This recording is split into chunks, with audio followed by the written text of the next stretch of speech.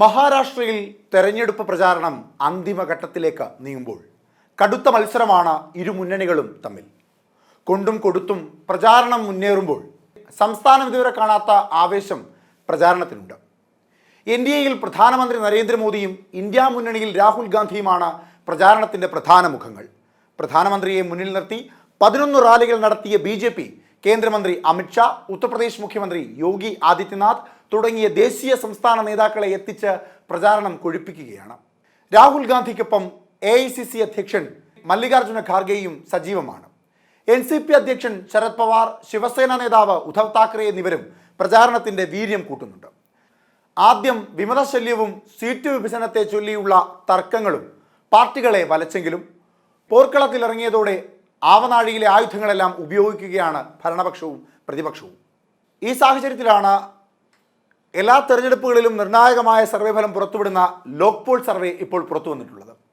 ലോക്പോൾ സർവേയിൽ പറയുന്ന കണക്കനുസരിച്ച് ആർക്കനുകൂലമായ ജനവിധിയാണ് മഹാരാഷ്ട്ര തീരുമാനിക്കുവാൻ പോകുന്നതെന്ന് പരിശോധിക്കാം.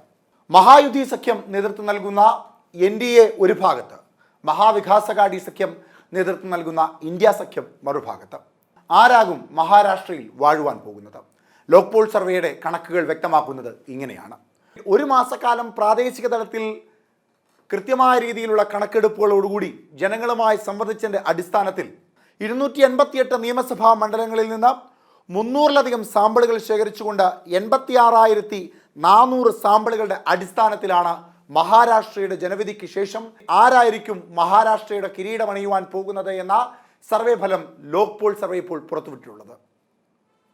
ഇതിൽ മഹായുതി സഖ്യം നേതൃത്വം നൽകുന്ന NDA സഖ്യം 115 മുതൽ 128 വരെ സീറ്റുകൾ നേടിക്കൊണ്ട് 37% മുതൽ 40% വരെ വോട്ടുകൾ നേടുമെന്നാണ് ലോക്പോൾ സർവേ പറയുന്നത്.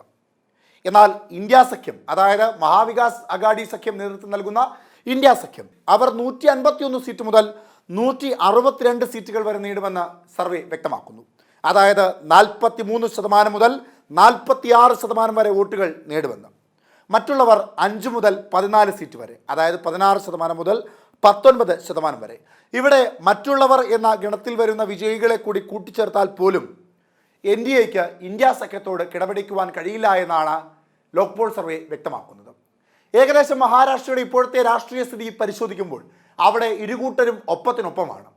എങ്കിലും അവിടെ ചില പ്രധാന ഘടകങ്ങളുണ്ട്. അവിടെ ഗെയിം ചേഞ്ചർ ആകുവാൻ പോകുന്ന ഏറ്റവും പ്രധാനപ്പെട്ട ഒന്ന് ലഡ്കി ബെഹിലാട്കി ബെഹിൻ പദ്ധതിയാകുമോ എന്നുള്ളതാണ്. തെരഞ്ഞെടുപ്പിലെ നിർണായക സ്വാധീന ശക്തിയാകുമോ എന്ന സംശയം മഹായുതിക്കുണ്ട്. 5 മാസങ്ങൾക്ക് മുമ്പ് ലോക്സഭാ തെരഞ്ഞെടുപ്പിൽ കനത്ത തിരിച്ചടിയേറ്റതിനെ തുടർന്ന് പ്രഖ്യാപിച്ച ജനക്ഷേമ പദ്ധതികൾ വോട്ടായി മാറുമെന്നും അവർ പ്രതീക്ഷിക്കുന്നുണ്ട്. ലോക്സഭാ തെരഞ്ഞെടുപ്പിൽ BJPയും NDAയും ഉപയോഗിച്ച മതവിദ്വേഷത്തിൻ്റെ വിത്തുകൾ വീണ്ടും പ്രയോഗിക്കുന്നുണ്ടെങ്കിലും വോട്ടർമാരെ അത് എത്രത്തോളം സ്വാധീനിക്കുമെന്ന് കണ്ടറിയാം. മുംബൈയിൽ നടന്ന റാലികളിൽ സംസ്ഥാനത്തിൻ്റെ വികസന പ്രവർത്തനങ്ങൾക്ക് കൈവന്നിട്ടുള്ള വേഗം പറഞ്ഞ് വോട്ട് പിടിക്കുവാനുള്ള ശ്രമമാണ് പ്രധാനമന്ത്രി നടത്തിയത്. വീഴ്ചകൾ ഉയർത്തിക്കാട്ടി അഘാടി സ്ത്രീ സുരക്ഷ, ക്രമസമാധാനം, വിലക്കയറ്റം, പ്രാദേശിക പ്രശ്നങ്ങൾ, സംവരണ പ്രശ്നങ്ങൾ തുടങ്ങിയവയെല്ലാം വോട്ടർമാർക്കിടയിൽ ചർച്ചയാക്കുകയാണ്. തുടർച്ചയായി ഉണ്ടായ ആക്രമണ സംഭവങ്ങളും ബാബാ സിദ്ദിഖി വധവും സൽമാൻ ഖാന്റെ വസതിക്ക് നേരെ ഉണ്ടായ വെടിവെപ്പും ചർച്ചയാണ്.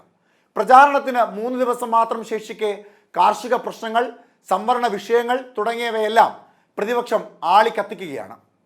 പ്രചാരണ വിഷയങ്ങളെല്ലാം ചൊല്ലി NDAയിലുള്ള ഭിന്നതയും മറനീക്കി പുറത്തു വന്നു.